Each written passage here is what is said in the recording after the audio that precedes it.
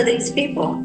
We're back to the rants. I know it's been a while. But yeah, I'm gonna rant on this woman. I didn't want to. Reef didn't want to either, but I've just been really pissed in regards to, well, it's no secret. She formally announced her candidacy over the weekend.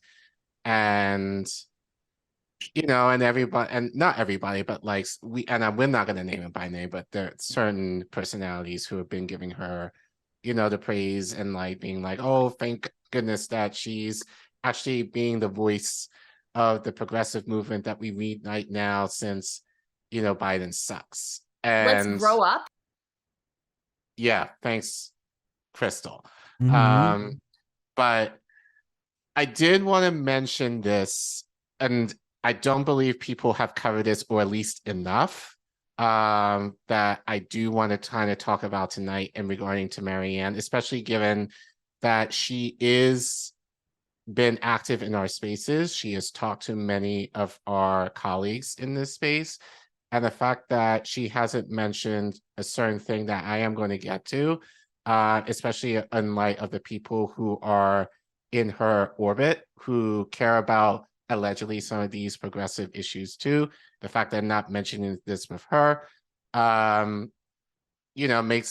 should make you suspect. I think a lot of you here in the chat are anyway, but it should make a lot more people, suspect. So unfortunately, Brihana Joy Gray, who usually has good takes, didn't necessarily have a good take on this. But she said on Twitter, I believe yesterday, if not Monday, no one has to like or support Marianne, but repeatedly claiming she's been recruited is odd. Doing so deframes her run as she is the best imaginable candidate instead of, is there any value in this candidate running? It suggests Marianne is being used to obscure some mutually exclusive alternative plan of action. There isn't one so far. I politely disagree, but we continue. Marianne simply chose to run, and the public can choose whether to support her or divest from electoralism altogether. Many people, despite their disagreements with Marianne, will find value in there being any alternative to Biden's campaign, no matter how flawed, and even if electoralism isn't their focus. No one has to give Marianne money, time, etc., but some folks will appreciate the value of having any alternative narrative to Biden's out there, and that is not the same as being some centrist. I don't understand the choice of focus here. Okay, okay, Brie. Okay. Since you mentioned that some folks will appreciate the value of having any alternative narrative of Biden, I'm going to bring up one right now. Let's talk about Medicare for all for a second. A lot of you in the chat are very smart, and a lot of you are listening. But there's a town in Montana that I'm sure many of you have heard of that actually has as close to Medicare for all as you can possibly get in this country now. Why am I bringing this up? Because I think what is going to be mentioned here will kind of apply to Marianne's candidacy, and what she's not saying, I think, is very telling of how she is going to run in this campaign. But I think also it will give you, I know some of you may know of Libby, Montana, may know the situation as to how they got Medicare for all, but not necessarily know the details. So I think it's worth, I think we're going to play most of this, Reef. It's about a little under 10 minutes. But yeah, so we're going to learn more about Libby, Montana, and how they managed to get Medicare for all for this town. So go ahead. This is Libby, Montana, the city of eagles, famous for, well, not much according to former Montana Senator Matt Zbakis. Most Montanans don't know much about Libby. Most Montanans never been there. But there is one distinguishing feature of Libby, Montana that you won't find on any welcome sign or brochure. It's the only town in America with Medicare for almost all. What does that even mean? Well, I went to Libby to find out how residents became eligible for Medicare regardless of their age, what impact government-provided healthcare coverage has had on the community, and what the rest of the country can learn from the town's experience with a single-payer healthcare system.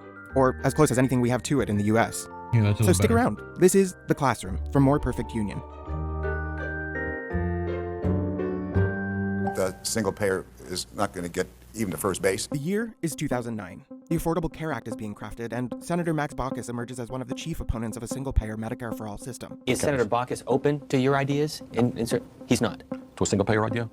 No, not in a million years. But behind the scenes, Senator Baucus was writing a provision into the signature healthcare law that would make one tiny town in Montana the only place in the United States where every person, regardless of age, is eligible for Medicare. So the Medicare has been a godsend for me. It's helped me tremendously. It's been the best thing to happen to Libby. And none of it should have happened. I mean, this is the thing. So they finally brought some justice to the people of Libby. To understand why the town needed justice, I have to rewind a few more years and give you some backstory. Libby is the site of one of the worst man-made, corporate-perpetuated environmental disasters in American history. This is how the story goes. Libby was the site of a vermiculite mine. The extracted ore, sold under the brand name Zonalite, was used for all sorts of things. What wasn't widely known for the decades the mine was in operation was that, though vermiculite itself is harmless, it was contaminated with tremolite asbestos. It was later revealed that W.R. Grace, which owned and operated the mine for decades, knew about the danger to workers. It didn't happen to us, as anyone would like to say. It was done to us. That's Gayla Benefield. She's She's the Aaron Brockovich of Libby. And that's her daughter, Julie Johnson. Gayla wasn't feeling well while I was in town, so I caught up with her by phone. Julie called you the Aaron Brockovich of Libby, and that is the best. Yeah, but she's taller than I am. Well, then she's a domestic terrorist. The only way to describe it is it just pissed me off. Gayla's father, a miner, died from lung disease. Her mother also died from lung disease. And Gayla won one of the first wrongful death suits against Grace over her mother's death. Grace had bought the company. They bought the company with people knowing they had lung problems. They gave them chest x-rays every year to watch their lung capacity go downhill to see how long they could actually work a man up there before it showed and how long before he died. So the company knew about asbestos exposure, was monitoring the damage on workers, and instead of telling people, they just tried to figure out how much work they could take out of a man before he died. W.R. Grace closed the mine in 1990. The W.R. Grace Company had a volunteer medical program, but they had a bar of getting access to care that was quite high. That's Dr. Brad Black. He helped lead the Center for Asbestos-Related Disease Clinic in town, which screens and monitors community members for, as the name suggests, asbestos-related diseases. And so a lot of people that were having significant health problems from their exposure weren't getting on the health plan. And then they turned around within 2 years and went bankrupt on us, and we were left holding the bag. I think Senator Baucus understood that before long, they're going to pull everything. There won't be anything for anybody. And that brings us back to 2009. Now is the time to deliver on health care.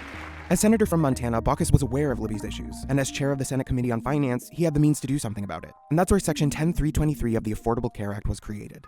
It is one of those instances where you just, man, oh man, it's clear what had to be done. You just do it.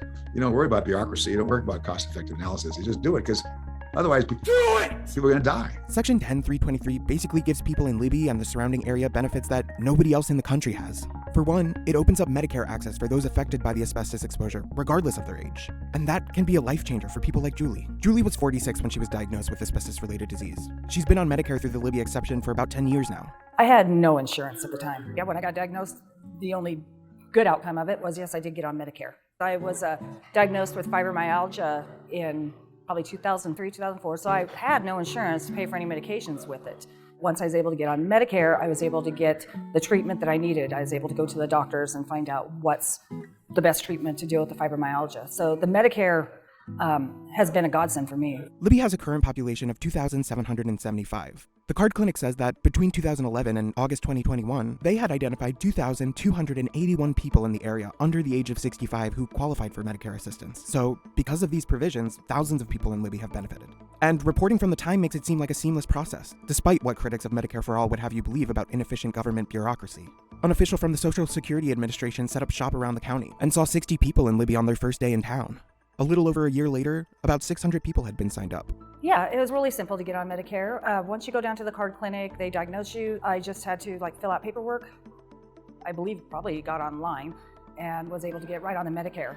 The system isn't perfect, of course, but the interesting thing was that the part people had the most trouble with was the private insurance aspect. Because for the majority of people, the benefits only pay for Medicare Part A coverage. That's usually stuff like hospital treatments or hospice care. That means other important health factors like doctor's visits or prescription drugs go uncovered unless people buy supplemental insurance, and that can add up. Do you have supplemental insurance? Yes, oh yes, I've got Medicare Advantage. And that's private. You pay for that, right? Oh, through the nose, yeah. That came through my husband's union insurance. It originally started out free, and it's gone up to $300 a month. Because I have Part B that is $170 a month, and then I pay for Part G, which is $117 something a month, to pay for what A and B don't pay for. That's Linda Rodriguez. She was diagnosed with asbestos-related disease about 2 years ago. I caught up with her at the Libby Library while she was running errands in town. Because $300 a month out of your Social Security is a lot, especially when you have all your regular bills that you have coming in. And you can get Humana for $30, $40 a month, but what's it going to cover? On top of that, coverage is only provided to those actually diagnosed with asbestos-related disease, regardless of how long they might have been exposed. A particular problem for a disease that could take decades to come to full force. But it seems like the people I did talk to like the system and are benefiting from the provisions, but maybe feel like it doesn't go far enough. There's still a costly private insurance component that many still have to deal with. Which reminded me of something Senator Baca said in our conversation. You don't worry about bureaucracy. You don't worry about cost-effective analysis. You just do it because otherwise people are going to die. I mean, that makes sense to me, but I wonder why that can't apply to communities outside of Libby too. So I asked Gayla and Julie and Linda about that. Our healthcare is sad compared to other countries. They should take care of more people. I think Medicare should be for everybody, actually, not just people that are disabled or hit 65 or 62. We should have really good health care in the United States, and we don't. Seriously, I believe in socialized medicine. I'm sorry. No, you don't have to apologize. I believe it too. Well, I really do, and I think that's what some people are trying to say. Senator Baucus has since come around to the idea of Medicare for all. And I do think that over time, if not Medicare for all, we will as a country move towards some kind of universal coverage. Every other developed country has it as universal coverage, but it's going to take time. It's going to take a long time. Frankly, it's taking longer than I expected. If we could guarantee healthcare to every resident of Libby dealing with a lethal environmental disaster, why can't the richest nation in the world do the same for every single person in this country dealing with a deadly pandemic on a daily basis? Gayla kind of said it better than I could. I mean, right now, the few that have insurance are just hanging on by a thread, and the ones that don't hope they don't get sick. Or they're lucky enough to get diagnosed with asbestos-related disease, so they're eligible for Medicare. Now, that's a bullshit deal, but that's basically the way the logic is here right now. Good for you, Gayla. You tell those people. God. I really appreciated the fact that like these flyover state Montana people are saying the limitations of a Medicare for all system as well as the benefits. Right. Like so, really, and that they want more. Right. That was the consensus. Right. Anyway, continue.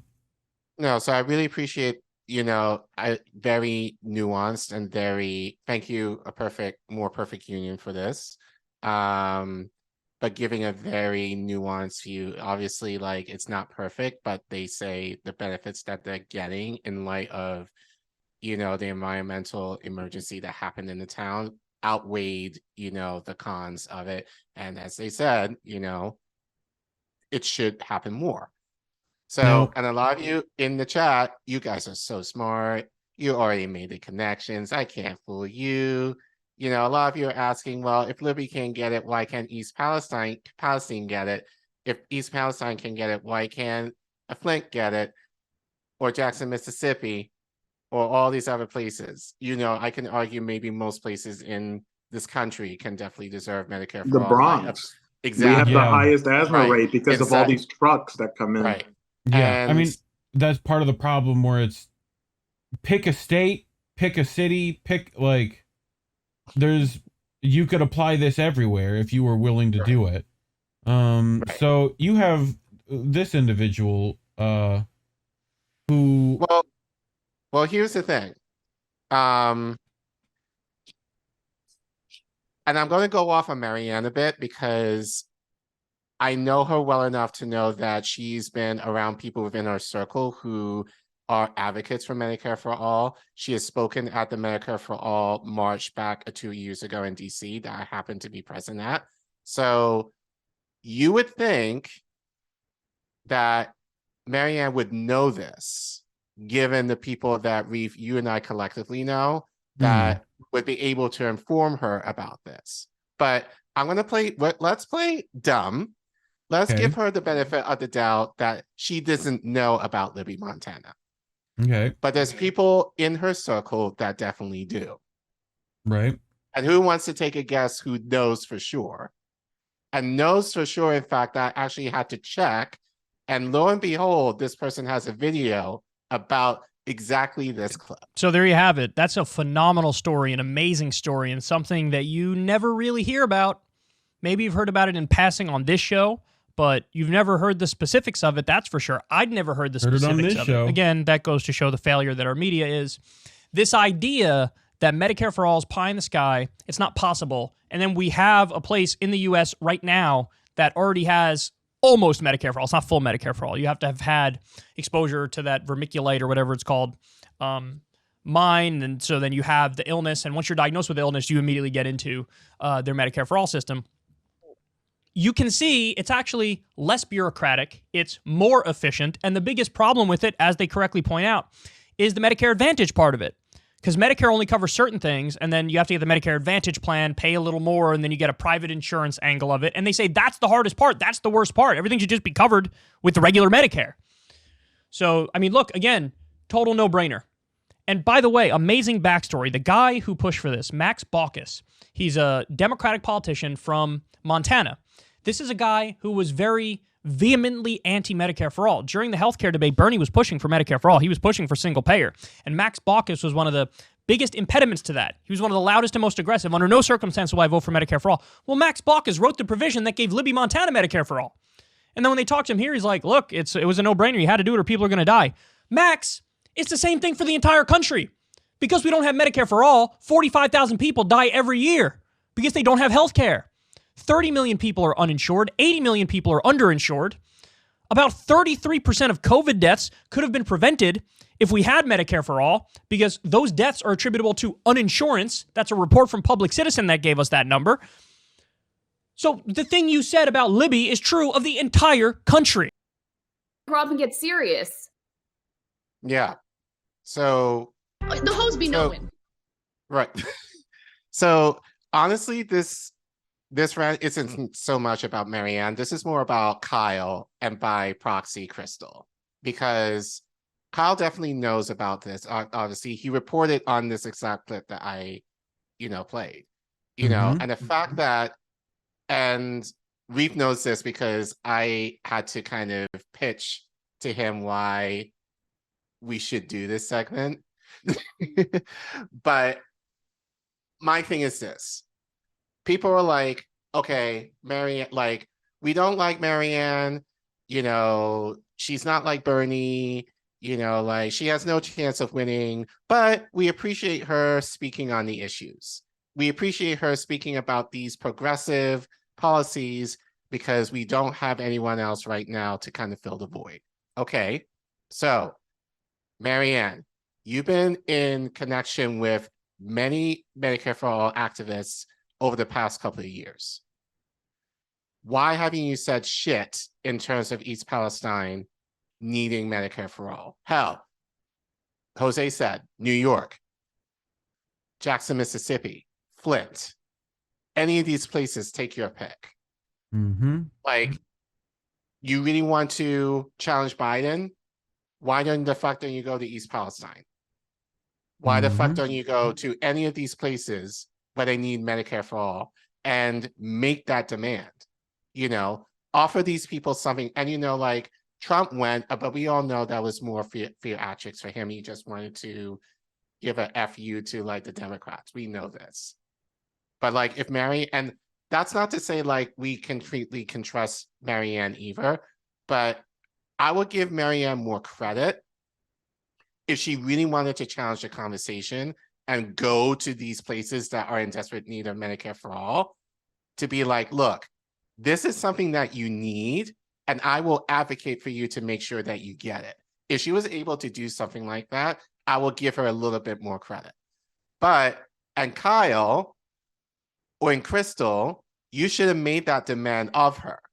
But instead, those things where you get like the before picture and then the after picture, right? And you're like, man, they should not have used that product, Right. This guy, right. But instead, like, they're pussyfooting around. They're just you're just infatuated with her celebrity and probably the access that they get to her. This is what. So you're saying they should have like. Ask them. Like, that's what you're saying? Should have what? I can hear what. Ask them. Yeah. Ask them why they couldn't make the demand, but instead, this is what Kyle does. So here's, let me set up a hypothetical for you, and I'm very curious what your answer is to this. Let's say we're at the end of the summer. The race is over. You made a phenomenal run at it, but you got 42% of the vote and came up just short. Joe Biden calls you, and Joe Biden says, hey, Marianne, look, we've said things about each other over this past however long, but, I'm an old school politician, and I want to talk to you. I want to have a meeting. Let's talk. Let's make a deal. Joe was on his good meds that day. Yes, he was. And, so you get into the talk with him, and he very clearly is looking for your endorsement, for you to drop out and to endorse him. Could the American people have your word that in a meeting like that, you will have a list? Here are 5 things, 10 things, all things that you have the authority to do as president of the United States. You don't need Congress. This is all things you could theoretically do through executive Cue orders, this just up like on the a lowering of platter prescription any drugs like better we for talked about her? before. Yeah. Will you give people your word that you won't just roll over and say, yes, I'll endorse you, and I'm not going to ask anything in return? Will it be contingent upon, I'll endorse you, but here's what I'm getting in return for it. And then, by the way, if you don't deliver on that, this is not over. Then I'm going to, publicly crusade against you and remind everybody that you broke your word. I remind you that I'm not a legislator. I don't have a political career there that I have to worry about going back to. If I got 42% of the vote, you think then I just fold and walk away and not take anything with me after all that I and so many other people would have had to go through to get to 42%?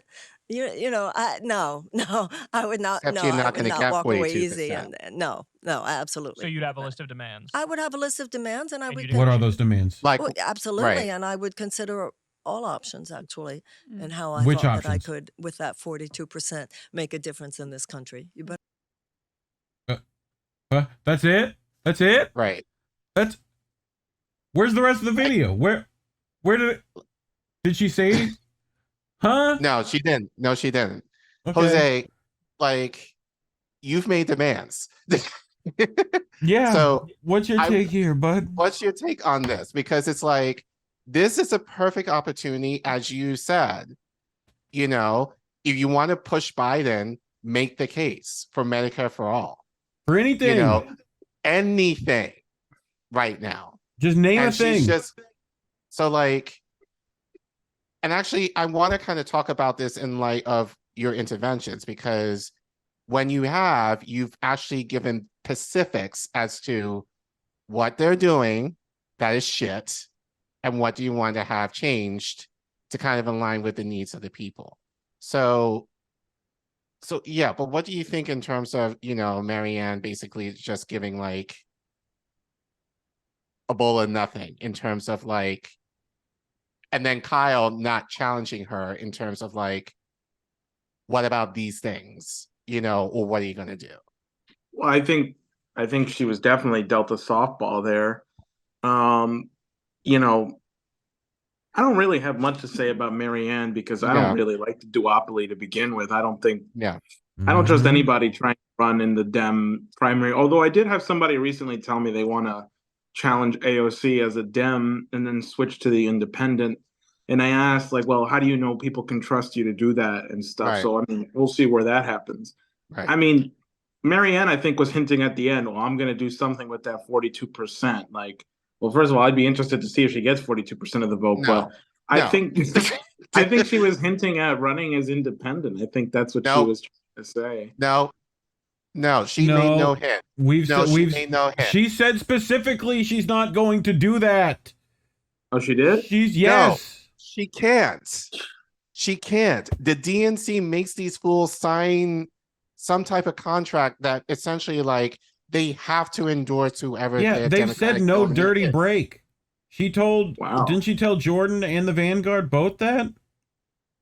She didn't say that, but she basically was she used the idea of I will do whatever we can to fight against neo-fascism within the Republican Party. I remember hearing that. She made no mention of which is where Vanguard kind of said she did. Bree also kind of she said she did, and she made no indication of that. That's why Nick on RBN has been like going off on Twitter, basically being like, she'd said no such thing as say making a dirty break, and and people are basically calling him a dick. When the actuality is, she has made no promise of that. She's just skated around that talking point, and everyone's like, "Oh, she's going to do a dirty." Like, no, she made no indication of that, and the DNC will not allow her to do that. So the idea is like, and Bree should know better, given what happened to Bernie. So it's kind of like, why are you going for this? Oh yeah, because she's your friend. And of course, oh, you still need that, you want that access to her, you know? So, but again. I will say this, like, I run under the philosophy now, even though I was a Trump voter, now I have the philosophy that I think you should elect people who should be in office, not people who can be elected, because I think those are two very different things, right? Like, Trump is somebody who could win, but I don't think he should win, you know? Right. There are people I have in mind who I think I would vote for in a heartbeat for president that probably can't win the election, you know? And in my mind, I think on a principle stance, that matters more. And Marianne, to me, is somebody I don't think should be in power. So that's where I would come especially at it from. Those people, especially Kyle, should know, since we just like lined this up for him, right? That like, I mean, here's Care Bear himself. I would take Marianne Williamson more seriously if she demanded that the residents of East Palestine are entitled to Medicare for all under Section 118A of the Social Security Act. She has been around people who have mentioned this to her, and she has yet to make this point. I agree. I agree with that too. I think you're definitely right. She should be playing up the East Palestine thing more. Also, I think to take anybody seriously in the duopoly has to present a real challenge to the establishment, because I think a lot of people are losing trust in the duopoly now. Yes. Right. Yes. So if a real Dem primary person to come in and like actually get the trust of people, they would need to do something radical to completely shake up and challenge the Democratic Party. That will get them how is she scared. different than them? Like, she's still part of AIPAC. Or wanting to, like, Katie Porter. She's AIPAC, for reparations, bro. She's for reparations. Don't pander to me. Don't pander to me. She's gonna get me reparations, bro. I did see that clip where she said, you know, I was talking to people, you know, the Israel and Palestine peacemakers, and I said to them, you know, in Avatar, the mother, the Earth Mother, just wants balance. And they all said, if everyone can just drink some yerba mate and charge their crystals, you know, everyone with me, we're going to get through this, Like, well, look, I don't this know. lady who thinks positive affirmations will fix chemical disasters, I guess. I will say this, like, I don't have any faith in anybody running in Dem primary. I certainly don't have much faith in Marianne Wilson, but I mean, if she does come out in the next few months with something radical, suggesting East Palestine she said Nick was mansplaining over Palestine and Israel. Oh yeah, I remember that. I do remember that. I remember I saw that live, and I was like, oh god. Like, can we not pretend this sheepdog is gonna? Yeah. She said I don't know. Maybe I'm not as like hard on her, because I try to be optimistic about all feel people. You. No, but I'm not hard on her either. But my thing is like, I have no hope for her because she's running in the very thing that fucked her over the last time. Like, and she knows the game is rigged, and she said the game is rigged. Why are you willing to play a rigged game unless you're trying to gain something for it for yourself?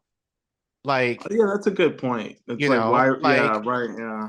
And I've said this on stream before. she's Trump. She's doing exactly the same thing Trump was she's trying Marianne. to do. We've seen Marianne before, running against the same person. Like, so she said we should pray away our problems on a debate stage. Like, But, dude. Look, and Bernie Sanders, but Bernie's still. I support my good friend Joe Biden. You know, like he's still saying that. He's like, I respect. And you know what? And you know the gag of all of this is he's like, Bernie said today, I wish Marianne luck, but I'm supporting Biden. Yes. It's a big club, girl. You definitely ain't in it. Like, so the White House press secretary was calling you an aura lady. Like, I mean, yeah, I mean, Marianne is getting like a lot of crap in the media, though. I know The View and like Oprah Winfrey like made fun of her, you know. Yeah, but that's to be expected, though. But right. But you know what? That's fine if you're actually doing something, as you said, revolutionary. You're gonna expect that. But the idea of like she's running in the same party that basically fucked her over, and like. So essentially, what the thing you were talking about earlier was the DNC attorneys claim with Article V, Section 4 of the DNC Charter, stipulating that the DNC chair and their staff must ensure neutrality in the Democratic presidential primary is a discretionary rule that it didn't need to adopt to begin with. Based on this assumption, DNC attorneys assert that the court cannot interpret, claim, or rule anything associated with whether the DNC remains neutral in the presidential primaries. But no, there's definitely stipulations where they have to sign, like, I'm not going to run third party. Right. That, like, right. Like, yes, she even said it herself that the primary was rigged. And then they want to tell us, well, that's not the point. Winning's not the point. What is the point? Talk about it. We want to talk about the issues. We don't need talking. People are bought into the issues. We need people who are actually willing to fight for them at this point.